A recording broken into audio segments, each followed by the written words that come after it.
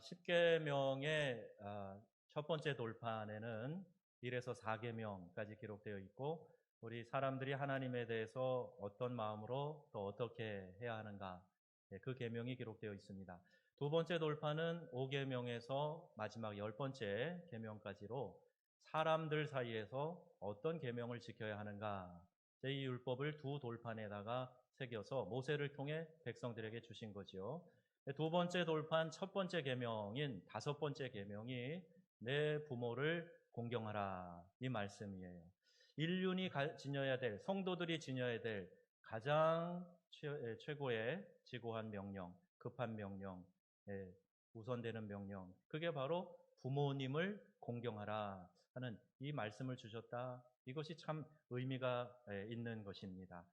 부모님은 하나님의 권위 대행자라고 이렇게 이야기하기도 합니다. 성경은 인간이 하나님에 대해서 가져야 할 그 태도를 우리가 부모님에게 가져야 될 태도와 동일시하고 있다는 것을 알 수가 있어요. 레위기 19장 3절 말씀 보면 너희 각 사람은 부모를 경외하고 나의 안식일을 지키라. 나는 너의 하나님 여호와이니라. 이렇게 기록되어 있습니다. 그러니까 안식일을 지켜서 하나님께 예배하는 것이 너무너무 중요한 계명인데, 부모를 경외하고 하는 이 단어와 이 명령과 한 문장에 담고 있어요. 그리고 경외라는 단어가 여기 표현되어져 있다. 이것을 의미 있게 우리가 받아들여야 되는 것이지요. 하나님을 경외하라 하는 이 표현이 부모님에게도 역시 동일하게 적용이 되어서 부모 공경하는 그 마음이 바로 하나님 경외하는 마음과 다르지 않게 이렇게 성경은 표현되어져 있는 겁니다. 부모를 거역하는 것은 살아계신 하나님을 거역하는 거예요. 실제로 구약 성경에 보면 부모를 거역하는 죄를 아주 중대한 죄로 간주하고 있어요. 아비나 어미를 치는 자는 반드시 죽일지니라. 출애굽기 21장 15절 말씀이에요. 또 신명기서에 보면 21장 18절 21절에 이렇게 말씀하고 있습니다. 우리 함께 보겠습니다. 사람에게 완악하고 패역한 아들이 있어 그 아비의 말이나 그 어미의 말을 순종치 아니하고 부모가 질책하여도 듣지 아니하거든 그 성읍 사람들이 그를 돌로 쳐 죽일지니. 아멘. 우리 중에는 우리 젊은이들도 여기 많이 계신데 돌에 맞는 자들이 한 분도 없기를 바랍니다. 이렇게 중요하게 하나님께서 엄하게 말씀하고 계시다 하는 거지요. 저는 구약 성경은 상습적으로 부모의 말을 거역하는 것까지 이렇게 큰 죄로 다스리겠다 이렇게 말씀하고 계시는 거예요. 자, 그러면 부모를 어떻게 공경해야 할까요? 먼저 우리가 부모님의 가르침을 잘 받아들여야 됩니다. 가르침은 부모에게 하나님께서 허락해 주신 아주 중요한 영역이 되는 거죠. 부모는 하나님의 말씀을 자녀들에게 가르칠 책임이 있습니다. 한참 반항하는 사춘기 아이들도요, 내가 부모의 말을 잘 듣지 않으면 이 마음이 불편해요. 안 듣고 반항하지만 그래도 속에는 엄마 아빠 말 들어야지 하는 이런 본능이 있는 겁니다. 그럼 맹수가 그렇게 사나워도요, 사람들의 눈총을 두려워해요. 사람들을 하나님이 그 두려워하는 마음을 주셨기 때문에요. 그래서 우리의 자녀들도 듣든 안 듣든 부모의 말씀에 신경 쓰거든요. 우리 부모님들이 한두 번 얘기해보다 그리고 포기하지 말고 꾸준히 하나님의 말씀을 자녀들에게 가르칠 책임이 있다 하는 거예요. 그래서 부모는 하나님으로부터 이 권위를 부여받았다 하는 것을 인정하고 부모의 가르침을 하나님의 말씀에 비추어 순종하는 것, 이것이 부모를 공경하는 첫걸음이다 하는 것. 그래서 우리가 깊이 생각해야 합니다. 공경한다라는 이 말은 무겁게 여긴다라는 뜻이에요. 그 반대말이 뭐겠어요? 경외시한다는 거죠. 말을 듣긴 듣는데 한 귀로 듣고 한 귀로 흘려보내는 거예요. 따르지 않는 거예요. 이거는 말을 경외시하는 거죠. 근데 공경한다라는 말은 그 말씀을 무겁게 생각하고 잘 듣는 것을 말하는 것입니다. 성장하고 어른이 되면서 부모의 가르침에 귀를 기울이지 않는 그런 경향이 있어요. 부모가 어떻게 말하든 자기 생각에 옳은 대로만 행하는 것은 성경적인 바른 행동이 아니라는 거죠. 부모는 나 자신에 대해서 가장 잘 아는 분이에요. 나의 영적인 필요가 무엇인지, 내가 잘하고 잘못하는 일이 어떤 것이 있는지 부모가 가장 잘 알고 있어요. 그렇기 때문에 부모의 가르침과 교훈은 하나님께서 특별히 권위를 부여해 주시고 인정하고, 또 그것을 우리 자녀된 자들은 그것을 마음으로 받아들일 그럴 준비가 되어 있어야 하는 거지요. 부모의 말에 대해서 항상 공손한 반응을 보여야 됩니다. 부모의 말에 대해서 함부로 말대꾸를 하고 무시하는 태도와 언행은 이것은 매우 심각한 죄라고 성경이 말씀하고 있습니다. 자식들이 가끔 그런 생각을 해요. 우리 부모님이 나에게 뭘 해줬나? 부모님이 나에게 뭘 해줬습니까? 이렇게 말을 하는 친구들도 있어요. 근데 부모는요, 자식들에게 뭐든지 다 해주고 싶어요. 할 수만 있다면 내 모든 것을 다 해서라도 자녀에게 해주고 싶은 거예요. 인터넷 설문조사 기관인 폴에버에서 전국의 1,308명을 대상으로 4월 28일부터 5월 3일까지 조사를 했다 그래요. 이럴 때 자식이 밉다. 거기에 1등이 뭐냐? 자식이 거짓말할 때 37.2%, 빤한 거짓말 부모 앞에 할 때 밉다는 거예요. 두 번째, 말 안 듣고 대들 때 36.5%나 돼요. 세 번째, 공부 취직 1등 제대로 안 하고 빈둥거릴 때 11.9%, 부모님보다 배우자나 이성을 더 생각할 때 이것도 6.6%나 돼요. 조심해야 되겠죠. 부모님보다 내 친구, 특히 이성 친구 더 생각하고 그러면 이 얄미운 거예요. 집에 늦게 들어올 때 염려돼서 그러시겠죠. 또 부모님들도 다른 부모와 비교할 때 기분 나쁘다는 거예요. 우리 거의 4% 가까이 됩니다. 기타가 있고요. 자, 이 이야기들을 볼 때 부모가 우리 자녀들에 대해서 또 이런 문항이 있었어요. 가장 미안해할 때가 언제냐?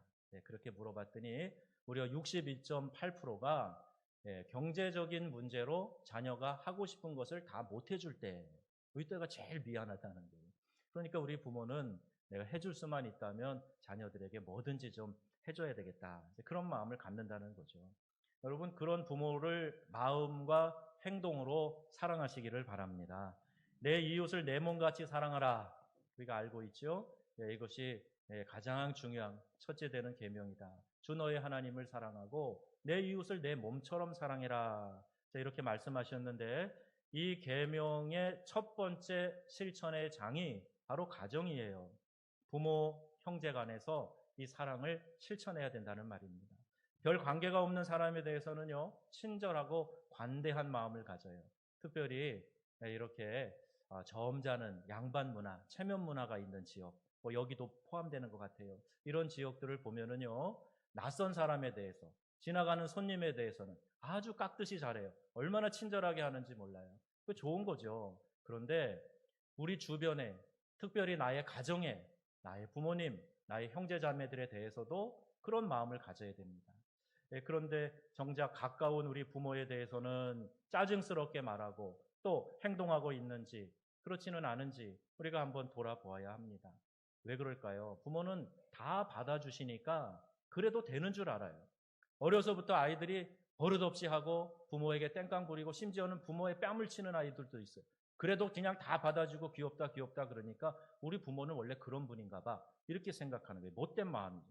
그러나 성경 말씀합니다. 잠언 23장 32절 말씀이에요. 다 같이 너를 낳아준 아버지에게 순종하고 늙은 어머니를 업신 여기지 말아라. 아멘. 분명히 말씀하세요. 25절에 뭐라고 되어 있어요? 너의 어버이를 즐겁게 하여라. 특히 너를 낳은 어머니를 기쁘게 하여라. 아멘. 성경은 우리에게 분명히 이렇게 말씀해주고 있습니다. 어떻게 효도해야 될까요? 구체적으로. 그럼 어떻게 효도하면 좋겠습니까? 가나안 농군학교 교장 지내셨던 김평일 장로님이 가나안 효도 실천 10계명이라는 것을 만들어서 입소하는 사람들에게 또 다니면서 강연하시면서 이야기를 하시더라고요. 잠시 소개하려고 그러는데요. 10가지예요. 정신적으로, 물질적으로, 행동으로 이게 셋으로 카테고리를 나눠놓고 첫 번째, 정신적으로 어떻게 효도해야 좋을까요? 여러분이 한번 읽어보세요. 첫 번째 뭡니까? 신앙을 갖도록 해드려라. 부모님이 예수 믿고 구원받는 게 첫 번째예요. 그러니까 이것을 효도의 첫 번째로 생각하는 거예요. 두 번째가 뭐죠? 대답을 잘하고 말씀을 잘 들어라. 무슨 말씀 하시면 알았어요. 이렇게 건성으로 하지 말고 공손히 대답하고 또 잘 들어드리라는 거예요. 세 번째는 뭐예요? 표정을 밝게 하고 웃음을 잃지 말아라. 부모 앞에서요, 표정을 밝게 하라는 거예요. 우거지상하지 말고 밝게 하라는 거예요. 또 네 번째는요, 궁금증을 풀어드려라. 몰라도 돼요. 그러지 마시고 물어보시면 좀 소상하게 이야기해드리고 궁금한 걸 좀 풀어드려라. 이게 정신적으로 효도하는 거랍니다. 많이 공감되지 않으세요? 또 두 번째, 물질로 이렇게 효도하라 그래요. 한번 읽어보겠습니다. 다섯 번째, 자유롭게 쓰실 수 있도록 정기적인 용돈을 드려라. 그렇게 하고 계시죠? 저희 집도 하고 있습니다. 우리 자녀들. 하여튼 뭐 아르바이트를 하든 뭘 하든 어김없이 부모에게는 용돈을 보내라. 이렇게 하고 있는데 아직까지는 잘 실천하고 있어요. 여섯 번째, 다 같이 향토적인 음식을 해드려라. 우린요, 토스트하고요, 우린 커피만 마셔요. 그러지 마시고 어머니, 아버지 좋아하시는 음식으로 잘 대접해드려라. 일곱 번째, 외모를 아름답게 꾸며드려라. 무슨 멋이에요. 그러지 말고 머리도 해드리고 옷도 사드리고 스카프도 예쁘게 매드리고 그렇게 하라는 거예요. 그게 효도의 구체적인 실천이고, 행동으로 또 세 가지 한번 또 빨리 보겠습니다. 일거리를 찾아드려라. 가만 계시지 마시고 일하실 수 있도록 소일거리도 드리시고, 또 하나는요, 친구를 자주 만나게 해드려라. 마지막 열 번째, 등을 긁어드리고 손톱 발톱 자주 깎아드려라. 아주 구체적이잖아요. 여러분 이렇게 실천하시면 우리 부모님이 기뻐하실 거예요. 여러분 가정이 더 화목하게 될 줄로 믿습니다. 자, 이렇게 실제적으로 부모의 필요를 채워주세요. 우리는 어려서부터 전적으로 부모의 도움으로 자라왔습니다. 그러나 이런 관계는 세월이 지나면 점차 바뀌어지게 되어 있죠. 부모님이 이제 연로하시고 힘이 없어지시고 그러면 이제 자녀들의 도움이 필요한 순간이 찾아오게 됩니다. 이럴 때 나를 사랑하고 나를 위해 희생하신 부모를 돌봐드리는 것이 당연하지요. 부모의 필요를 아낌없이 채워드려야 됩니다. 부모의 자식 사랑은 본능이라 그래도요, 자식의 부모 사랑은요, 이거 배워야 되는 거예요. 특별히 교회 이런 데 왔을 때 하나님의 말씀을 통해서 부모에게 효를 해야 하는구나 하는 걸 배우고, 구체적으로 어떻게 효도를 실천할까 이런 거 배워야 됩니다. 성경적인 원리를 따라서 부모의 모든 필요를 스스로 살펴서 채워드리는 우리 명성의 가족들이 다 되시기를 주의 이름으로 축원합니다. 이것이 부모 공경이에요. 마태복음 7장에 보면 이런 말씀이 나와요. 고르반이라는 주제의 이야기인데요, 당시 종교 지도자들인 바리새인들이 부모를 공경하기 위해서 드려야 될 돈을 고르반, 즉 하나님께 드렸다 그러면서 부모에게 대한 드려야 될 책임을 다하지 않는 그런 상황을 보시고 예수님께서 거기에 대해서 책망하신 거예요. 하나님께 헌신한다는 명목으로 부모를 공경하고 부모께 마땅히 드려야 될 것, 필요를 채워주지 않는 것, 우리 주님이 강하게 책망하고 계시는 거죠.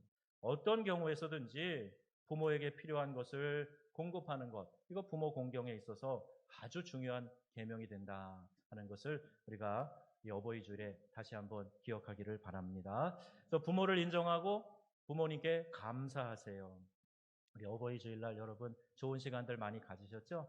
그리고 첫 번째 제자 양육반도 한 주 미뤘어요. 그것 때문에 가족 모임들도 있고 그것입니다. 아마 문자로 멀리 있는 분들은 또 이렇게 연락도 하고 전화도 연락하고 그런 분들도 있을 거예요. 우리 자녀들도 부모에게 문자도 보내고 전화도 낳아주시고 키워주셔서 감사합니다. 또 이렇게 이야기할 때 마음이 좋았어요. 한 녀석은 낳아주시고 지혜롭고 사랑받는 사람으로 키워주셔서 감사합니다. 하트 뿅뿅 이렇게 날렸는데 별거 아닌 것 같지만 마음이 좋더라고요. 그래서 여러분들도 우리가 말로는 부모 사랑에 대한 이야기하고 그러지만 실제적으로 작은 표현이라도 감사의 말로 문자 하나라도 그리고 만나서 따뜻하게 정성껏 식사라도 나누는 일 참 필요합니다. 그리고 더 좋은 것은 뭐니 해도 부모님에게는 money죠. 봉투에 담아서 정성껏 드리면 우리 부모님들이 좋아하실 거예요. 봉투가 안 나오네요. 제 봉투도 보내드렸는데 안 나오네요. 어버이날에 부모의 은혜를 그 무엇으로 갚을 수 없다. 우리가 이렇게 노래하잖아요. 조금 전에도 우리가 노래했잖아요. 하지만 실제로 우리가 얼마나 부모를 인정하고 감사하고 있는지 이것은 되짚어 봐야 될 문제입니다.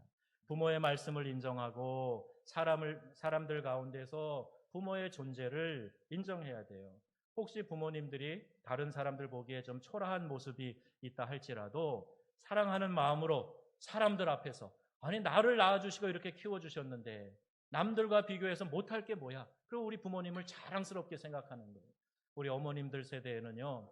그 많은 형제들 중에서 몇 명만 공부시키고 특별히 딸 된 사람들은 학교 가서 공부할 기회도 잘 얻지 못했잖아요. 그러니까 학교 가방끈이 짧아. 어떤 분들은 한글도 잘 못 배웠어. 나 우리 엄마 부끄러워. 이런 자녀 있으면 그 녀석이 부끄러운 자녀예요. 나를 낳아서 길러주신 것이 어딘데 그것만 생각해도 얼마나 감사합니까? 우리가 부모님의 노고를 인정하고 언제나 감사하는 마음을 갖고 그 감사를 표현해야 된다는 거예요. 동시에 한 가지 유념할 것이 있습니다. 성경에 부모의 말에 복종하되 주 안에서 복종하라 이렇게 말씀하고 있어요. 하나님은 우리가 무조건적으로 예배하고 따라야 할 대상이지만 부모님은 하나님의 뜻을 따르기 위해서 거역해야 될 때도 있다. 그런 것이죠. 그래서 주 안에서 순종하라는 말이에요. 우리 한 나라에 많이 알려진 복음성가에 꽃들도가 있어요. 꽃들도 구름도 바람도 넓은 바다도 이런 가사예요. 근데 이 노래가 원래 일본에서 만들어진 복음성가입니다. 하나모라는 제목인데요. 이 제목의 노래를 한국에 번안해서 소개한 분이 이준석 선교사라는 일본 선교사님이세요. 한국 분인데 이분의 할머니가 무당입니다. 신이 내려서 무당일 하는 사람이에요. 그의 어머니도 무당이었어요. 근데 이분이 노래를 너무 하고 싶어가지고 노래를 이제 좀 배웠는데 노래 가르쳐준 선생님이 크리스찬이었던 거예요. 그 선생님의 영향을 받아서 예수 믿게 됐어요. 어머니랑 늘 어려움이 생긴 거예요. 그 어머니가 한 집에 두 종교, 두 신 섬기면 집이 망한다. 그리고 어머니는 늘 무당이니까 방 구석에 들어가서 둥둥둥둥둥둥 북치면서 기도하는데 계속 머리가 깨지듯이 아프다는 거예요. 그리고 네가 예수 믿던 그날부터 네 이 어깨 위에 귀신이 늘 붙어 다녀. 그렇게 무당 어머니가 보고 얘기하면서 아들을 내쫓아 버렸어요. 어떻게 보면 천사가 그를 수호하면서 같이 다녔는지 몰라요. 근데 귀신이 보여 그러면서 나가라고 내쫓았어요. 그 20년 동안 집에 들어가 살지도 못하고 결국 그 선배 초청으로 일본에 가서 이제 선교사가 돼요. 그리고 거기에서 이제 이 노래를 들을 때 너무 은혜를 받고 이 노래를 이제 한국말로 번안해서 소개한 겁니다. 여러분 만일 이렇게 부모가 교회 다니는 것을 강하게 반대한다고 해서 교회 다니기 포기하고 정기적으로 부모의 구원의 기회, 이렇게 장기적으로 부모의 구원의 기회도 박탈하게 된다면 이것도 효가 아니겠지요. 그래서 자녀들아, 내 부모를 주 안에서 순종하라 이렇게 말씀하고 있는 겁니다. 그럼 어떤 상황에서도 부모님 거역해서는 안 되지요. 그러나 하나님을 향한 우선순위는 분명하게 세워두고 부모를 공경하는 자세를 견지해야 하는 것입니다. 히스기야 왕은 아버지 아하스의 악한 길을 따라하지 않았어요. 오히려 다윗의 길로 가기로 작정을 합니다. 부모를 섬김에 있어서도 가장 높으신 하나님 아버지의 길에 복종하기 위한 그러한 결단이 우리에게 있어야 된다는 거예요. 예수님은 죽음을 앞둔 상황에서도 나의 원대로 마시고 아버지의 원대로 되기를 원하나이다. 이렇게 기도하면서 하나님의 뜻에 순종하고 이 대속의 죽음으로 나아갑니다. 뿐만 아니라 예수님은 육신의 부모님에게도 아주 공경과 순종의 모범을 보여주셨어요. 누가복음 2장에 보시면 예수께서 한 가지로 내려가사 나사렛에 이르러 순종하여 받드시더라 그랬어요. 예수님의 육신의 아버지 요셉, 그가 하던 일은 목수였습니다. 예수님은 그래도 젖동생들이 있었잖아요. 가정으로 말하면 장남이에요. 그러니까 아버지가 하는 가사를 열심히 도와줬던 사람입니다. 그 당시 목수들은 이 옷에 목수를 상징하는 나무 조각을 달고 다녔어요. 우리 주님도 그렇게 다니셨다는 거죠. 그러니까 가사 일을 열심히 도와주셨어요. 그리고 십자가에서 마지막 운명하실 때에도 그 마리아를 향해서 어머니를 향해서 사랑하는 제자 요한에게 너의 어머니라. 그래서 요한이 그때부터 마리아를 모시고 어머니처럼 공개하지 않았습니까? 이렇게 육신의 자녀로서의 효를 다했던 분이 우리 주님이세요. 그 주님의 모범을 본받아서 우리도 부모님 경외하는 마음을 잊어서는 안 됩니다. 아무리 세상이 바뀌었어도 우리 부모님에게 대해서 효를 다해야 된다. 이 의식은 변할 수 없는 거예요. 우리 주님의 모범을 잘 따라가시는 우리 성도님들이 다 되시기를 바랍니다. 이 5계명에는 하나님의 약속도 포함되어져 있어요. 하나님께서는 부모를 공경하는 자에게 이 땅에서 잘 되고 장수하게 될 것이다. 이렇게 말씀하십니다. 단순 도식화하거나 그걸 너무 영적으로 해석해서도 안 되겠지만 분명한 것은 온전히 부모를 공경하는 사람이라면 부모의 가르침과 교훈을 따르고 부모가 원하는 방향대로 잘 자라나고 훌륭한 삶을 살아가게 되고 결국 땅에서 잘 되는 현실적인 축복도 따라오게 된다는 겁니다. 이보다 중요한 것이 있어요. 부모를 공경하는 것은 하나님께서 우리에게 우선적으로 요구하시는 것이기 때문에 하나님께서 기뻐하시는 일, 하나님의 명령에 순종하여서 행하게 될 때 하나님이 우리에게 은혜와 복을 베풀어 주신다 하는 말씀입니다. 그러므로 하나님께서는 부모 공경을 통해서 당신의 백성들에게 온전한 축복을 주시기를 기뻐하신다 하는 이 사실을 믿으시기를 바랍니다. 한 가지 더 해야 될 것이 있네요. 십계명은 하나의 계명마다 그 계명을 선포함으로써 어떤 상황에서 그 범위를 점점점 더 벌려나가는 것이 있어요. 부모 공경하라 하는 이 5계명도 마찬가지인데 육신의 부모만이 아니라 나와 관계된 권위자의 문제까지 확대되어져 가는 겁니다. 성경은 권위를 가진 사람에 대해서 영어의 father, 아버지라는 말을 곧잘 사용하고 있어요. 그리고 이들에 대해서 온전한 순종을 요구하고 있는 겁니다. 창세기에 가보시면 족장들을 아버지라고 부릅니다. 아브라함, 열국의 아비라는 뜻을 갖고 있어요. 또 이스라엘은 나이가 많은 분들이나 장로들에 대해서도 아버지라고 부릅니다. 왕조시대에 가보면 왕을 향해서 아버지라는 호칭을 씁니다. 그리고 위대한 선지자에 대해서도 아버지라는 호칭을 왕이 선지자에게 아버지라고 이렇게 부르는 호칭을 또 사용하는 걸 보게 돼요. 특별히 두보라 여사사죠. 두보라에게는 어머니, 이스라엘의 어머니라는 칭호가 주어집니다. 다윗 왕조의 영원성은 하나님의 아버지 되심에 근거하고 있어요. 또한 율법에 보면요, 너는 센 머리 앞에서 일어서라. 이렇게 레위기에 말씀하고 있어요. 머리가 이렇게 허해진 사람들 앞에서 버릇없이 앉아있지 말고 벌떡 일어나라는 길. 이렇게 교훈하고 있습니다. 결국 제5계명을 잘 준수하는 길은 육신의 아버지에 대해서 더 확대된 사회의 아버지, 즉 권위자들에 대해서 합당한 공경과 순종을 수행하라 하는 이 말씀인 것이지요. 그래서 신약 성경은요, 부모 공경에 대한 명령을 할 때 부부관계, 노사관계, 또 로마서 13장에 보면 국가와의 관계에서 함께 다루고 있는 것을 보게 됩니다. 동일한 원리가 적용되는 거예요. 아무리 내가 싫어해도요, 국가 원수에 대해서 이름 막 불러가며 욕하며 그러진 말아야 됩니다. 아무리 내가 싫어하는 정치인, 정당이라고 해도 그런 식으로 마구 욕하고 폄하하는 일들은 우리 믿는 성도들은 주의해야 돼요. 왜냐하면 이러한 권위들도 하나님이 인정하여서 세워주신 것이기 때문에 말씀에 위배되지 않는 한 우리가 순종하고 존중해야 되는 그런 마음을 가져야 하기 때문입니다. 모든 권위를 가진 관계는 주 앞에서 합당하게 순종하고 공경해야 됩니다. 오늘날도 가톨릭 교회에서는요, 이 사제를 아버지라고 불러요. 영어에는 father, 우리 브로커에서는 빠빠라고 쉽게 하기도 하고 아빠 이렇게 불러요. 이것이 공통적으로 부르는 호칭입니다. 나를 가르치고 지도해 주시는 선생님들 있지요. 요새 교권이 막 땅에 떨어졌다 그러는데 나를 가르쳐 주시고 내 자녀들을 지도해 주는 그런 분들에 대해서 존경하는 마음, 고마워하는 마음 가져야 됩니다. 우리 15일 날 스승의 날이에요. 우리 교회 학교도 선생님들이 일찍 와서 일부 예배 드리고 여러분들 자녀들을 위해서 수고한단 말이에요. 그걸 기억하고 그들에게 감사하는 말을 해야 돼요. 성직자로 부름받아서 영적 지도와 돌봄을 맡은 교회 목회자들, 또 이웃의 어른들과 직장의 상사들, 사회의 지도자들에 대해서도 기본적으로 공경하고 또 존중하는 그런 자세를 가져야 됩니다. 이것이 하나님의 뜻이에요. 이 시대가 이런 권위 공간을 다 없애버려서 오히려 사회가 편안해지고 좋아진 것이 아니라 그런 질서를 잃어버리고 더 어려움 가운데 빠지는 그런 일들을 많이 보게 됩니다. 우리의 신앙의 교리서라고 할 수 있죠. 웨스트민스터 소요리 문답 제64번 문항이에요. 5번째 계명에서 요구하는 것이 무엇입니까? 자, 이렇게 물어요. 거기에 대한 답이 뭡니까?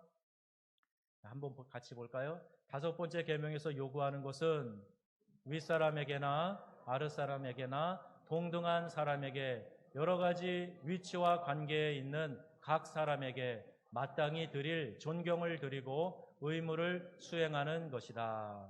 아멘. 에베소 6장 5절 말씀 근거로 우리 믿는 성도들은 사회에서 이렇게 확대된 권위자들에 대해서 존경해야 된다. 분명히 말씀하고 있어요. 또 하나의 교리서인 하이델베르그 교리문답 제104문항 거기에서 제5계명에서 우리를 향하신 하나님의 뜻이 무엇입니까? 이렇게 물어요. 거기에 대한 정답, 성도들이 뭐라고 답을 해야 됩니까? 다 같이요.